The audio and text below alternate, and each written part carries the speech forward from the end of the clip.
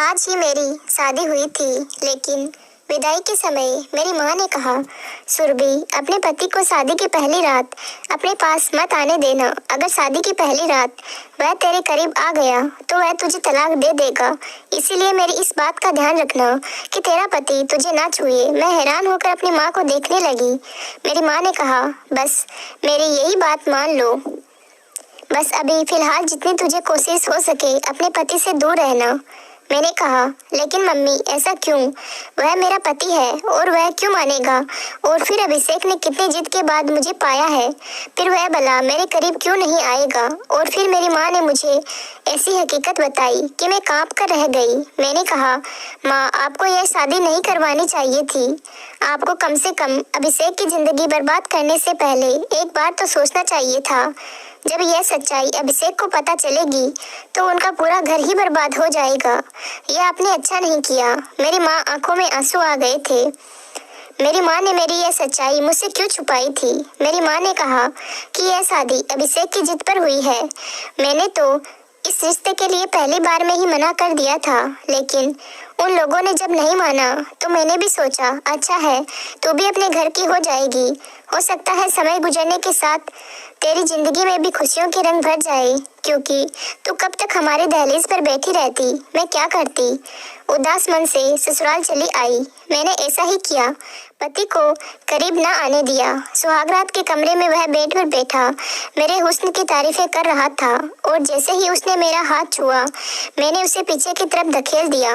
वह हैरान हुआ। मेरा पति अभिषेक मुझे वजह पूछने लगा तो मैंने रोना धोना मचा दिया, लेकिन मैंने नहीं बताया। फिर एक दिन मेरे पति अभिषेक को जब पूरा राज पता चल गया तो मैं किसी को मुंह दिखाने के काबिल नहीं रही, क्योंकि मेरे अंदर तो दुल्हन बनी मैं अभिषेक के कमरे में बेड पर बैठी थी और वह मेरे सामने बैठा मुझे बड़ी हैरत से देख रहा था।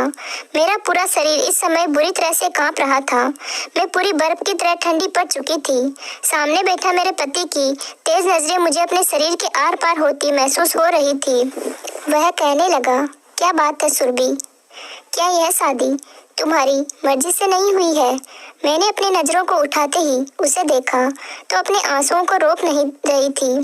मेरे होंठ बुरी तरह से कांप रहे थे और वो बड़े सख्त और गुस्सैले शब्दों में मुझसे वजह पूछ रहा था। मैं चाहकर भी बोल नहीं पा रही थी कि असल वजह क्या है। उसने दोबारा से मुझे दहाड़ते हुए पूछा, सुरभि, मैंने कुछ पूछा है तुमसे? उसके इस तरह से दहाड़ने पर मैं पूरी तरह घबरा गई थी और जोर से रोने लगी, लेकिन सामने वाला शायद पक्का इरादा कर चुका था कि मुझसे जवाब लिए बिना मुझे छोड़ेगा नहीं। अभिषेक ने फिर तेज आवाज में कहा, यह रोना धोना बंद करो और बताओ मुझे इनकार की वजह क्या है? अगर तुम यह सोच रही हो कि आज की रात में तुम्हारे ये आंसू देखकर पिघल जाऊंगा और आज की रात तुम्हारे करीब नहीं आऊंगा, तो यह तुम्हारी गलत फहमी है और इस गलत फहमी को अपने दिल से निकाल दो। यह कहकर उसने मेरा हाथ अपने हाथ की सख्त पकड़ में लिया था जो पूरी तरह से कांप रहा था। मैंने अपना हाथ खींचने की कोशिश की तो वो मेरे और भी करीब आ गया। कहने लगा, क्यों सुरभि, क्यों मेरा इम्तिहान ले रही हो? मेरी पसंद के शादी के खूबसूरत जोड़े में सजी मेरे सामने बैठी हो और मुझे खुद के करीब भी नहीं आने दे रही हो। आखिर मैंने ऐसा कौन सा पाप कर दिया है, ऐसी कौन सी गलती की है जो तुम मुझसे यूं दूर भाग रही हो? आज हमारी शादी की पहली रात है। इस शादी को लेकर लड़के और लड़की के दिल में कितने अरमान होते हैं, और तुम आज की रात मुझे खुद के करीब क्यों नहीं आने दे रही हो? वजह क्या है? मुझे कम से कम वजह तो बताओ। हो सकता है मैं तुम्हारी मुश्किल को हल कर दूं। मैं फरिश्ता नहीं हूँ सुरभि। जो लड़की मेरे लिए हर तरह से जायज हो चुकी हो उसे यूं सजा सवरा बस देखकर अपना जी जलाता रहूं। मैं बड़ी मुश्किल से यह समय काटा है। हर रोज तुम्हारी संगत के सपने देखे हैं। धीरे धीरे अभिषेक के कहने का अंदाज नशीला होने लगा था। वह मेरे चेहरे पर झूलते बाल को बड़ी प्यार से देख रहा था और मेरा दिल धड़कना भूल गया था। जितना वह आज बेताब नजर आ रहा था, मेरे लिए उसे रोकना और भी कठिन इम्तिहान बनता जा रहा था, लेकिन मैं मजबूर थी। जो राज मेरी माँ ने मुझे बताया था, अगर मेरा वह राज अभिषेक जान जाता तो मेरी जान ले लेता, मुझे तलाक दे देता। अभिषेक ने मुझे सोने की चेन मुंह दिखाई में दिया, जिसे पहनाते हुए उसकी उंगलियां बेखुदी से मेरे गले पर रेंगने लगी थी। एक करंट था जो मेरे पूरे शरीर में लगा था। मैंने झट से उसका हाथ पीछे झटक दिया और खुद भी पीछे हट गई। मैंने कहा, प्लीज अभिषेक, मेरी बात समझने की कोशिश करें। अभिषेक, मुझे बस 1 महीने का समय दे दो, मैंने विनती करते हुए कहा। लेकिन अभिषेक पर तो नशा सवार था, वह कुछ भी सुनने के मूड में नहीं था। कहने लगा, वजह बताओ मुझे, वरना मैं जबरदस्ती पर उतर जाऊंगा, तुमसे अपना हक वसूल कर लूं, तब भी तुम मुझसे सवाल नहीं करोगी। वह भी शायद ठान कर बैठा था कि मेरी बात नहीं मानेगा, लेकिन अभिषेक की इतनी नजदीकियां मेरे लिए कौन सी नई आजमाइश लाने वाली थी वह मैं जानती थी, लेकिन मैं उसे रोक नहीं सकती थी। जैसे जैसे वह मेरे करीब बढ़ रहा था, मेरी हालत खराब होने लगी थी। मैं इस कदर बदहवास और परेशान थी कि वही बेहोश होकर बेड पर गिर गई। मेरे कानों में अभिषेक की आवाज गूंज रही थी। वह मुझे सुरभि सुरभि पुकार रहा था, मुझे बाजू से हिलाते जा रहा था। शायद उसे अंदाजा नहीं था कि मैं होशो हवास खो बैठी हूँ। शायद मैं होश से बेगाना हो रही थी, या फिर मुझ पर उन दवाओं का असर था जो फेरों के बाद अपनी माँ की बातें सुनकर मैंने खाई थी। जो खुलासा मेरी माँ ने मुझ पर किया था, मैं चाहकर भी अपने पति को अपने करीब नहीं आने दे सकती थी। यह भी नहीं था कि मेरी जिंदगी में कोई दूसरा मर्द था। मुझे अभिषेक बेहद पसंद था। यह बात भी नहीं थी कि अतीत में मेरे साथ कोई मेरा ऐसा हादसा पेश आया था कि मुझे इस राज का खुल जाने का डर था। ऐसा कुछ नहीं था, लेकिन जो समस्या मेरे साथ थी वह शायद ही किसी लड़की के साथ हो। खैर, जब मुझे होश आया तो मैं हॉस्पिटल के कमरे में थी। मेरी सास और अभिषेक मेरे पास परेशान खड़े थे। मेरी सास मुझसे मेरी खैरियत पूछ रही थी। लेडी डॉक्टर ने कहा कि अब यह बिल्कुल ठीक है, आप इन्हें घर ले जा सकते हैं। कुछ देर में हम घर आ गए। मेरी सास मुझे आराम का कहकर मेरे कमरे में मुझे छोड़कर चली गई। मैं अपने बेड पर लेट गई। घर पर अब भी मेहमान मौजूद थे। शादी वाला घर था, मेहमानों का होना तो कोई बड़ी बात नहीं थी। मुझे अभिषेक की कजिन्स की बातों की आवाज आ रही थी, जो अभिषेक से मजाक कर रहे थे कि एक ही रात में ऐसा तुमने अपनी पत्नी के साथ क्या कर दिया कि बेचारी बेहोश हो गई। अरे, नाजुक सी लड़की थी, प्यार मोहब्बत से काम लेना चाहिए था, और तुमने तो उस नाजुक से फूल को मसल कर ही रख दिया। लोगों को तो बातें बनाने का मौका मिल गया था। पता नहीं सब लोग क्या समझ रहे थे। मुझे अपने अंदर शर्मिंदगी सी महसूस हो रही थी। मेरी वजह से अभिषेक सबके सामने शर्मिंदगी उठा रहा था। कोई कह रहा था, 4 दिन अब कमरे की तरफ भी मत जाना। कोई मेरे सास से कह रहा था, आप खुद दुल्हन के पास रहिए, अभिषेक की शक्ल देखकर कहीं दुल्हन फिर से बेहोश ना हो जाए। हंसी और ठहाकों की आवाजों ने मुझे अपने ही नजरों में गिरा रही थी, लेकिन मैं भी मजबूर थी। अगर असल वजह अपने पति को बता देती तो तलाक देकर वह मुझे धक्के मारकर अपने घर से निकाल देता। अगर कुछ भी ना बताती तो सम्मत बनाने के कुछ ही महीने बाद ही वह जान जाता। मैं किस मोड़ पर आकर खड़ी हो गई थी। कुछ दिन तक मेरी सास ही मेरे पास आती रही। मुझे खाना भी वही खिलाती थी। बहुत ही नरम दिल औरत थी, बहुत ही अच्छी और मोहब्बत करने वाली। धीरे धीरे सारे मेहमान भी जा चुके थे। मेरी तबीयत भी अब सुधर चुकी थी, इसीलिए मैंने खुद ही किचन के काम संभाल लिए थे। हालांकि मेरी सास ने मुझे बहुत मना किया था। अभिषेक बहुत चुपचाप सा था, खाने के बीच भी मुझे सिकवा भरी नजरों से देखता रहता था। मेरे ससुराल में बस मेरी सास और मेरे पति ही रहते थे। अभिषेक मेरी सास की इकलौती औलाद थी। वैसे तो सब मेहमान जा चुके थे, लेकिन मेरी सास ने अपने दोस्त और उसकी बेटी को अपने पास ही रोक लिया। मेरे सास के दोस्त की बेटी मेरी ही उम्र की थी। उसके बीए के पेपर हो चुके थे, इसीलिए माँ बेटी ने महीना भर यही रहने का प्लान बनाया हुआ था। दिशा खूबसूरत भी बहुत थी, और जो बात मुझे खटकती थी वह ये थी कि वह अभिषेक के साथ बेधड़क अंदाज में रहती थी और अभिषेक से हंस हंस कर बातें करती थी। उस दिन भी खाने की टेबल पर दिशा अभिषेक से ना जाने कहाँ कहाँ की बातें किए जा रही थी, लेकिन अभिषेक तो उसकी बातों पर ध्यान ही नहीं दे रहा था। वह बस लिए दिए ही जवाब दे रहा था। उसकी नजरें तो मुझ पर ही जमी हुई थी। जबान से मुझे कुछ नहीं कह रहे थे, लेकिन उसकी नजरें जो कुछ मुझसे कहती थी, मैं जानकर भी अनजान बन जाती थी। रात को मैं किचन के काम निपटा रही थी। मेरी सास अपने कमरे में जा चुकी थी और उनकी सहेली और दिशा भी उन्हीं के कमरे में जा चुकी थी। अभिषेक के इस छोटे से फ्लैट में बस 2 ही कमरे थे, एक हॉल और एक डाइनिंग रूम था। मैं अभी बर्तन ही धो रही थी जब मुझे किसी की बेताब नजरों ने उलझने पर मजबूर किया था। मैंने पलट कर देखा तो अभिषेक मेरे बिल्कुल पीछे खड़ा था। कहने लगा, नींद नहीं आ रही, सर में दर्द है, मुझे 1 कप चाय बना दो सुरभि। मैंने चाय की केतली गैस पर रख दी। मुझे लगा था कि वह चाय का कहकर बाहर चला जाएगा। मैं किचन के काम के समय दुपट्टा किचन के दरवाजे पर लटका कर ही काम करती थी, क्योंकि उस समय मैं किचन में अकेली होती थी। फिर घर पर भी कोई देवर जेठ ससुर भी नहीं थे। लेकिन अभिषेक इस तरह अचानक से किचन में आ जाएगा और मेरे पास खड़ा हो जाएगा, मुझे अंदाजा ही नहीं था। वह मेरी ओर टकटकी लगाए देख रहा था। जब मैं उसको अपनी तरफ गौर से देखती तो मुझे शर्म सी आने लगी थी। वह किचन के दरवाजे के पास खड़ा था, बिल्कुल वहीं पर मेरा दुपट्टा भी टंगा हुआ था। मैं वहां से दुपट्टा उतार कर अपने ऊपर डाल भी नहीं सकती थी। मेरी कोशिश थी कि जल्द से जल्द चाय बन जाए, लेकिन मुसीबत यह थी कि आज गैस चूल्हे को भी क्या हो गया था, इतना स्लो चल रहा था। शायद चूल्हे में कोई कचरा फंस गया था। इतना स्लो चलता तो 15-20 मिनट चाय बनने में लग जाते थे और 15-20 मिनट यूं ही खड़े होना मेरे लिए मुश्किल हो रहा था। मैं बार बार अभिषेक की नजरों से उलझ रही थी। दिल की धड़कनें मेरे काबू से बाहर थी। तभी अचानक मुझे अभिषेक की आवाज अपने कानों में सुनाई दी। अभिषेक कह रहा था, सुरभि तुम्हारे बाल कितने लंबे और खूबसूरत है। मैंने तो आज गौर किया है। वह थोड़ा सा और मेरी तरफ बढ़ चुका था। किचन थोड़ा छोटा सा था, इसीलिए वह मेरे बहुत ही करीब पहुंच चुका था। मैं उस समय बहुत नर्वस हो रही थी। वह बिल्कुल मेरे सामने आकर खड़ा हो गया, मेरे चेहरे को गौर से देखने लगा। वो बोला, जानती हो, मैंने जब तुम्हें पहली बार अपने दोस्त की शादी पर देखा था, तुम्हारी मुस्कुराहट से तुम्हारे चेहरे पर पड़ने वाले डिंपल ने मेरा दिल ही मुझसे छीन लिया था। मैं जब तक उस शादी के फंक्शन में मौजूद रहा, मेरी नज़र लगातार तुम पर थी। बस यही अपना दिल तुम पर ऐसा हारा कि जब तक रिश्ता पक्का नहीं हो गया, मेरा सुकून चैन तो जैसे मुझसे छीन ही गया था। यह कहते हुए वह मेरे और भी करीब आ गया था। मैं पीछे सेल्फ से जा लगी थी। अभिषेक प्लीज पीछे हटो, मुझे अपना दुपट्टा लेना है। मैंने अपने माथे पर आए हुए पसीने को साफ किया था। अभिषेक ने कहा, क्यों, यहाँ कोई गैर है क्या जिससे तुम्हें अपने आप को छुपाना है? पति पत्नी तो वैसे भी एक दूसरे के होते हैं। अभिषेक मुझसे और भी करीब आ गया था। मुझे कमर से पकड़ लिया और अपने होठ मेरी गर्दन पर रख दिया। उसकी गरम गरम सांसों से मैं पिघलने लगी थी। मेरी हालत अब और भी ज़्यादा खराब होने लगी थी।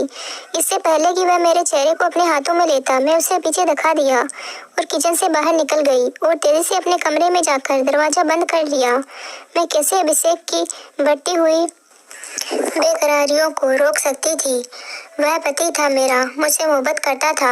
उसने अपने दोस्त की शादी में मुझे पसंद कर लिया था और मेरे घर रिश्ता भेज दिया था। मेरी माँ ने पहले इस रिश्ते के लिए मना कर दिया था और जब तक यह रिश्ता पक्का नहीं हो गया था, उसने हमारे घर की दहलीज नहीं छोड़ी थी। वो ना जाने कब से मेरे इंतजार में था और जब आज मैं उसकी पत्नी बनकर उसके घर में मौजूद थी, तो वह मुझे जी भर कर प्यार भी नहीं कर सकता था, क्योंकि मैंने उसे इजाज़त नहीं दी थी। वह अपनी जगह सही था, लेकिन जिस मुश्किल में मैं फंस चुकी थी, वह मेरे लिए एक मुसीबत बन गई थी। टेंशन के कारण मैं रोने लगी थी। पत्थर की तो मैं भी नहीं थी, एक नेचुरल सा रिश्ता था। जितनी मेरी मोहब्बत और संगत की तड़प अभिषेक को थी, मैं भी उसकी संगत के लिए तड़प रही थी। जी चाहता था कि उसकी मजबूत बाहों में समाकर दुनिया के सारे गमों को भूल ला दूं, लेकिन बस मेरी मजबूरी मेरे आड़े आ जाती थी। रोते रोते पता नहीं कब मेरी आंख लग गई थी। सुबह जब उठी तो अभिषेक ऑफिस जा चुका था। मैंने अपनी सास से अभिषेक की इतनी जल्दी ऑफिस जाने की वजह पूछी तो मेरी सास ने कहा, पता नहीं, कह रहा था ऑफिस में कुछ जरूरी काम है। मुझे याद आया, मैंने तो रात भर अपना कमरा बंद से अंदर से लॉक रखा था। शायद अभिषेक वही हॉल में सोफे पर ही सो गया होगा। उसके कपड़े और बैग वगैरह भी तो कमरे में ही थे। मैं समझ गई, अभिषेक ऑफिस नहीं गया, बल्कि वह घर से कहीं चला गया है। अब मुझे अभिषेक की चिंता होने लगी। पता नहीं वह कहाँ चला गया होगा। वह मुझसे नाराज था। पूरा दिन मेरा इसी चिंता में निकल गया था। शाम 4 के करीब वह आया था। वो सीधा कमरे में चला गया। उसके बाद से अभिषेक ने मुझसे बातचीत करना बिल्कुल बंद कर दी। वह बिल्कुल भी मेरी तरफ नहीं देखता था। एक बार उसके ऑफिस के कपड़ों पर प्रेस करने लगी तो उसने मेरे हाथ से छीन लिया। कहने लगा, मेरे काम में करने की तुम्हें कोई जरूरत नहीं है। यह कहकर उसने अपने कपड़े दिशा को दे दिए। नाश्ते का भी उसी से कहने लगा। मैं बेचैन सी होकर रह गई थी। अभिषेक का रवैया शायद मेरे साथ ठीक ही था। वह कब तक मेरे साथ नरमी से रह सकता था, लेकिन मेरी जान पर उस समय बन आई जब मैंने दिशा को अभिषेक के आगे पीछे घूमते देखा। वह बड़ी खुशी से दौड़ दौड़ कर अभिषेक के सारे काम कर रही थी। हैरत तो मुझे यह देखकर भी हुई कि शाम को जब अभिषेक ऑफिस से वापस आता था, उस समय दिशा नई दुल्हनों की तरह तैयार होकर दरवाजे पर खड़ी रहती थी। जैसे ही अभिषेक अंदर आता, दिशा भागकर उसके करीब जाती, उससे मुस्कुराते हुए हेलो कहती और उसके हाथ से बैग ले लेती। जो जिम्मेदारी मेरी थी वह बड़ी खुश दिली से दिशा निभा रही थी और मेरे अंदर तो जैसे आग ही लग गई थी। लेकिन मैं क्या कह सकती थी, क्योंकि अभिषेक खुद उसे इतनी अहमियत दे रहा था। शायद इसीलिए कि जो वह चाहता था वह मैं पूरा कर नहीं सकती थी। बात यहीं तक रुक रहती तो ठीक था। एक बार रात के समय मेरी आंख खुली तो मुझे डायरूम रूम से बातों की आवाज आ रही थी। जब मैं कमरे से बाहर निकली तो दोनों ही हंस हंस कर बातें कर रहे थे। सामने चाय के 2 कप भी पड़े हुए थे। मुझे देखकर दिशा की हंसी को तो ब्रेक लग गए थे, लेकिन अभिषेक बिल्कुल बेपरवाह सा बैठा हुआ था और दिशा से बातें करता रहा, जैसे उसे मेरे होने ना होने की कोई परवाह ही ना हो। मैं रोते हुए अपने कमरे में चली गई। मेरी जिंदगी धीरे धीरे बर्बाद हो रही थी। मेरा घर धीरे धीरे उजड़ रहा था, लेकिन मैं शायद जिंदगी के उस मोड़ पर खड़ी थी कि जहां आगे कुआं और पीछे खाई थी। अगर मैं हकीकत अभिषेक को बताती तब भी मेरा घर बर्बाद हो जाना था, और ना बताती तब भी यह दिशा नाम की लड़की मेरी जगह ले लेती। औरत सब कुछ सह सकती है, लेकिन स्वतंत्र का दुख नहीं। मेरे और अभिषेक के बीच जो कुछ भी था, मैं नहीं चाहती थी कि दिशा बीच में आए। इसीलिए मैंने अपनी सास से कहा कि दिशा को काफी दिन हो गए हैं यहाँ आए हुए, यह वापस कब जाएगी। हालांकि दिशा की माँ को गए हुए काफी दिन हो गए थे। दिशा यह कहकर रुक गई थी कि मैं कुछ दिन और यहाँ रुकना चाहती हूँ। मेरी सास कहने लगी कि मैं उसे भी कह चुकी हूँ कि अब तो तुम्हें आए हुए बहुत दिन हो गए हैं, तुम अब अपने घर जाओ। लेकिन यह अभिषेक है कि उसे मना किए जा रहा है। वह जाने का मन भी बनाती है तो अभिषेक उसे रोक लेता है। यह सुनकर तो मेरा दिल जैसे किसी ने मुट्ठी में जकड़ लिया था। अभिषेक क्यों चाहता था कि वह यहाँ से न जाए। एक बार मैं किचन से बाहर आई तो दोनों ड्राइंग रूम में बातें कर रहे थे। मैं दरवाजे पर ही खड़ी हो गई। उनके बीच होने वाली बातें ही कुछ ऐसी थी, मेरे होश उड़ाने के लिए काफी थी। पहले मैं नहीं जानती थी कि उन दोनों के बीच क्या चल रहा है, लेकिन आज इस रात से भी पर्दाफाश हो चुका था।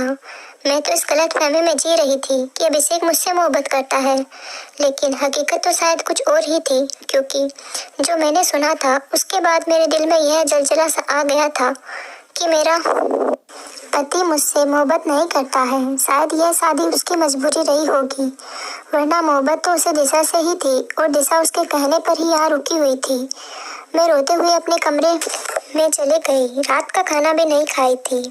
मेरी सास मेरे पास आई और कहने लगी कि तुम खाना क्यों नहीं खा रही। मैंने सर दर्द का बहाना बना दिया। आधी रात मैंने रोक कर गुजारी थी। रात 2 बजे मुझे ड्राइंग रूम से फिर सरगोशियों की आवाज़ें आने लगी। मैं अपने कमरे से बाहर निकली तो ड्राइंग रूम का दरवाज़ा बंद था। मैंने ड्राइंग रूम की खिड़की से देखा तो मेरे होश उड़ गए। दिशा अभिषेक की बाहों में थी। एकदम से मेरी आंख खुली थी। मेरा शरीर बुरी तरह से कांप रहा था। मैं पसीने से भीग चुकी थी। भगवान का धन्यवाद किया कि जो मैंने देखा था वह एक सपना था। मैं उठकर जल्दी से अपने कमरे से बाहर निकली। हॉल में खामोशी छाई हुई थी। मैं ड्राइंग रूम में गई। अभिषेक अपने लैपटॉप पर कोई काम कर रहा था। मैं रोते हुए उसके पास बैठ गई। वह मुझे देखकर कुछ परेशान हुआ। कहने लगा, क्या बात है, रो क्यों रही हो। मैंने कहा, अभिषेक आप आज के बाद दिशा से बात नहीं करेंगे। मेरी बात पर पहले तो वह कुछ देर तक मुझे देखता रहा, फिर अपना लैपटॉप बंद कर दिया। कहने लगा, क्यों ना बात करूं। मैंने कहा, आपके दिल में दिशा थी तो मुझसे शादी क्यों की आपने। वह कहने लगा, मुझसे बहुत बड़ी भूल हो गई जो मैंने दिशा की कदर नहीं की और तुम्हारे हुस्न का दीवाना बन बैठा और तुमसे शादी कर ली। दिशा मुझसे पहले से ही मोहब्बत करती है और मुझे शादी करना चाहती है, और अब मुझे भी इस बात का एहसास हो गया है। इसीलिए मैं दिशा से शादी करना चाहता हूँ। यह सुनकर तो मेरा दिमाग ही चकरा गया था। मैं फुट फुट के रोने लगी। मैंने कहा, आप ऐसा नहीं कर सकते, मुझे यूँ बर्बाद नहीं कर सकते। मैं मर जाऊंगी आपके बगैर अभिषेक। मैं आपसे बहुत मोहब्बत करती हूँ। मेरी बात सुनकर अभिषेक ने मेरा हाथ पकड़ा और कमरे में ले आया और कमरे का दरवाजा बंद किया। तुम्हारी दूरियों ने मुझे बेहद परेशान कर रखा था। मुझे लगा शायद तुम किसी और से मोहब्बत करती हो, इसीलिए मुझसे दूर रहने के बहाने ढूंढती हो। इसीलिए मैंने दिशा के साथ मिलकर यह ड्रामा किया था, और आज तुम्हारे इजहार ने मेरे अंदर एक इत्मीनान और सुकून भर दिया है। शायद तुम्हारी मुझसे दूरी एक नेचुरल झिझक थी। अभिषेक मेरे करीब आने लगा, इतना करीब कि उसने मुझे अपनी बाहों में भर लिया। अभिषेक ने मदहोश होते हुए कहा, सुरभि अपने दिल दिमाग से सारा डर निकाल दो। मैं तुम्हारा पति हूँ, तुमसे बेइंतहा मोहब्बत करता हूँ, तुम्हें कभी कोई तकलीफ नहीं पहुँचाऊंगा। इस बार मैं उसे रोक नहीं पाई क्योंकि अपनी जबान से मैं इजहार मोहब्बत कर चुकी थी। पूरी रात मेरे डर में गुजरी थी कि जिस दिन मेरा सच अभिषेक को पता चल गया वह दिन मेरा इस घर में आखिरी दिन होगा। खैर, मेरी संगत पाकर अभिषेक बेहद खुश था। कुछ दिनों बाद दिशा भी वापस चली गई थी। बस मेरा दिल हर समय डर के साए में रहता था कि जब मेरी सच्चाई का पता अभिषेक को होगा तो मेरा क्या होगा। हमारी शादी को कुछ ही महीने गुजर पाए थे जब एक बार मेरी सास खाने के बीच कहने लगी, अभिषेक मुझे जल्द से जल्द पोते या पोती की खुशखबरी भी सुना दो। तुम मेरे इकलौते बेटे हो और मैं चाहती हूँ कि मैं जल्द से जल्द दादी बन जाऊँ। इस सुन आंगन में एक छोटे से बच्चे की किलकारियाँ गूंजी। यह सुनते ही मेरे हाथ से प्लेट गिर गया था। मैंने जल्दी से प्लेट उठाई। अभिषेक ने मेरी तरफ देखकर कहा, क्या बात है सुरभि, तुम इतना परेशान क्यों हो रही हो? मैं उसे क्या जवाब देती, मेरी तो भूख ही मिट चुकी थी। फिर अभिषेक ने मुस्कुराते हुए अपनी माँ को तसल्ली दी कि माँ अभी इतनी भी जल्दी क्या है आपको, यह खुशखबरी भी जल्दी ही मिल जाएगी। लेकिन मेरी सास को तो बहुत ही जल्दी थी और शायद उनके यह जल्दबाजी कुछ नेचुरल भी थी। उनके 2 ही बच्चे थे। दिशा को उन्होंने अपनी सहेली को दे दिया था। उनके पास सिर्फ अभिषेक था। न जाने कितने वर्षों से यह घर सोना पड़ा हुआ था, इसीलिए उन्हें बच्चों की बहुत ज़्यादा जल्दी थी। अपनी माँ के बार बार कहने पर अभिषेक मुझे एक लेडी डॉक्टर के पास ले गया। उसने बहुत से टेस्ट लिख कर दे दिए। मेरा दिल बेहद बेचैन था। जो भी हो रहा था अच्छा नहीं हो रहा था। मैंने डरते डरते अभिषेक से कहा कि मम्मी को इतनी भी जल्दी क्या है बच्चों की। अभिषेक ने तो मेरा हाथ थाम कर बोला, सुरभि बच्चे तो मुझे भी बहुत पसंद है। मैं तो चाहता हूँ भगवान मुझे एक ही बार में 2 बच्चे दे दे। अभिषेक की बातें मेरा दिल दहलाने के लिए काफ़ी थी। जो हकीकत मेरी माँ ने मुझे बताई थी, मैं जानती थी कि मैं इस खुशी को अभिषेक को नहीं दे सकती। और जिस दिन यह बात अभिषेक को पता चली वह दिन मेरा इस घर में आखिरी दिन होगा। वह मुझे कभी भी सच्चाई के साथ स्वीकार नहीं करेगा। फिर वह समय भी आ गया था जिस दिन मेरा अल्ट्रासाउंड हुआ था। उस दिन मेरी रूह जैसे मेरे शरीर से निकल रही थी। जिस तरह से अल्ट्रासाउंड करने वाली बार बार मेरे चेहरे की तरफ देखती तो कभी अल्ट्रासाउंड की स्क्रीन पर की तरफ तो मेरी जान जाती हुई महसूस हो रही थी। मेरी आंखों में आंसू बहने लगे। मैं डॉक्टर से विनती की कि वह मेरे बारे में मेरे पति को कुछ ना कहे, लेकिन वह कहने लगी, यह तुम कैसी बातें कर रही हो, हमें ये ऑर्डर नहीं है और वैसे भी अगर मैं नहीं बताऊंगी तो कोई और अल्ट्रासाउंड वाला बता देगा। यह बात ज़्यादा दिनों तक चुप नहीं सकती। भलाई इसी में है कि आप अपने पति को खुद ही सच्चाई बता दें। मैं उससे विनती करने लगी कि मेरा घर टूट जाएगा, लेकिन शायद मेरी किस्मत ही खराब थी। मेरी रिपोर्ट अभिषेक तक पहुंच गई थी। जैसे ही लेडी डॉक्टर ने वह रिपोर्ट देखी तो मुझे हैरत से देखने लगी और उसने मेरी रिपोर्ट की सारी सच्चाई अभिषेक को बता दी। और मैं यूँ थी कि पत्थर की तरह कुर्सी पर बैठी हुई थी। मेरा सच अभिषेक को पता चल चुका था। अभिषेक के बदलते हवाल और बदलती रंगत मेरी जान निकाल रही थी। घर जाते ही मेरी सास ने अभिषेक से मेरी रिपोर्ट्स के बारे में पूछने लगी तो अभिषेक कहने लगा, अभी डॉक्टर ने कुछ नहीं बताया है। ये सुनकर मुझे थोड़ी राहत मिली क्योंकि अगर मेरी सास को पता चल जाती तो उसी वक्त मेरा हाथ पकड़कर मुझे घर से निकाल देती। मैं चुपचाप अपने कमरे में चली गई थी। उस समय मेरी बेचैनी अपने चरम सीमा पर थी। मेरी जान निकली हुई थी। अभिषेक न जाने कमरे में आकर मुझे कौन सी सजा सुनाने वाला था। अभिषेक जब कमरे में आया तो उसकी आंखें लाल थी। मेरा दिल था कि धड़कना भूल गया हो। मेरे आंसू बह रहे थे। वह मेरे पास आकर बैठ गया। कुछ देर मुझे खामोशी से देखता रहा। उसने जवान से तो कुछ नहीं कहा, लेकिन नजरें जैसे बहुत कुछ कह रही थी कि इतनी बड़ी बात मुझसे क्यों छुपाई। मैं बस लगातार आंसू बहा रही थी। मैंने खुद को तकदीर के हवाले कर दिया था। थोड़ी देर बाद अभिषेक कहने लगा, बस एक बात बता दो सुरभि, क्या तुम यह बात पहले से जानती थी? मैंने ना में सिर हिला दिया। मैंने कहा, मेरी माँ ने मुझे शादी की रात फेरों में कुछ देर पहले ही यह बात बताई थी। यही वजह थी कि मैं आपको अपने करीब आने से रोक रही थी ताकि आप यह सच जानकर मुझे तलाक ना दे दो। यह कहकर मैं रोने लगी। वह कहने लगा, तुमने अच्छा नहीं किया सुरभि। तुम जानती थी कि मैं इकलौता हूँ। मेरी माँ को औलाद चाहिए। तुम्हारी माँ अगर सच्चाई जानती थी तो उन्होंने हमें अंधेरे में रखकर गलत किया है। यह कहकर अभिषेक कमरे से बाहर चला गया। पूरी रात वह कमरे में नहीं आया था। मेरी माँ ने मुझे शादी की रात रोते हुए यही तो बताई थी कि मेरे अंदर जन्म से ही बच्चेदानी मौजूद न थी। मैं कभी भी माँ बन ही नहीं सकती थी। 14-15 साल की हुई तो मुझे पीरियड्स नहीं आए थे। मेरी माँ को भी चिंता हुई थी। मैं 16 साल की भी हो गई थी, लेकिन पीरियड्स नहीं आए। फिर वह मुझे एक लेडी डॉक्टर के पास लेकर गई थी जहाँ मेरा अल्ट्रासाउंड हुआ था, लेकिन मेरी माँ ने उस समय मुझसे मेरी यह हकीकत छुपा ली थी। उन्होंने यही कहा था कि तुम्हारे अंदर थोड़ी सी कमी है जो समय के साथ साथ ठीक हो जाएगी और तुम नॉर्मल हो जाओगी। मैं भी इस बात को भूल गई थी और अपनी ज़िंदगी में मगन हो गई थी। लेकिन शादी की रात फेरों से ठीक पहले मेरी माँ ने मुझे यह सच्चाई बताई थी। फिर मुझे यह भी कहा गया कि जितना हो सके तुम अभिषेक से दूर रहना, क्योंकि अगर वह तुमसे संबंध बनाएंगे तो जाहिर है कुछ समय के बाद बच्चों के बारे में भी कहेगा, और उसके लिए जब वह तुम्हें डॉक्टर के पास लेकर जाएगा तो यह हकीकत उस पर खुल जाएगी। और आज वह दिन आ चुका था, मेरी हकीकत अभिषेक पर खुल चुकी थी। मैं फूट फूट कर रो रही थी, लेकिन वह एक बार भी मेरे आंसू पोंछने नहीं आया। सुबह तक मैं समझ चुकी थी कि मुझे क्या फैसला सुनाया जाने वाला है। जब मैं सुबह कमरे से बाहर निकली तो अभिषेक अपने ऑफिस जा चुका था। पूरा दिन मेरा बेचैनी से गुजरा था। जब वह घर वापस आया तो उसके चेहरे पर एक उदासी छाई हुई थी। उसने हाथ में रिपोर्ट्स पकड़ी थी जो मेरी सास के सामने रखी थी। मेरी तो जान ही निकल गई थी, लेकिन फिर मुझे पता चला कि मेरी सास बिल्कुल अनपढ़ है। कहने लगी, अभिषेक, मुझे इन रिपोर्ट का क्या पता कि इसमें क्या लिखा है। मुझे बताओ अभिषेक, इस रिपोर्ट में क्या लिखा है। अभिषेक कहने लगा कि माँ, मैं आपको कभी भी वारिस नहीं दे सकता, क्योंकि मेरे अंदर बच्चा पैदा करने की सलाहियत नहीं है। मुझे कभी भी औलाद नहीं हो सकती। यह कहकर वह अपनी माँ की गोद में सर रखकर रोने लगा। मेरी सास के गले लग गया और कहने लगा, माँ, मैं एक बांझ मर्द हूँ। भगवान के लिए मुझे दोबारा औलाद के लिए मत कहिएगा। मैं आपको सब कुछ दे सकता हूँ सिवाय औलाद के। यह सुनकर मेरा रंग फीका पड़ गया था। अभिषेक ने हर बात खुद के ऊपर ले ली थी और मुझे हर चीज़ से आज़ाद कर दिया था। मेरी सास भी रो रही थी और मैं हक्का बक्का अपने पति को देख रही थी कि मर्द का कौन सा रूप था जो मेरे सामने अभिषेक की सूरत में था।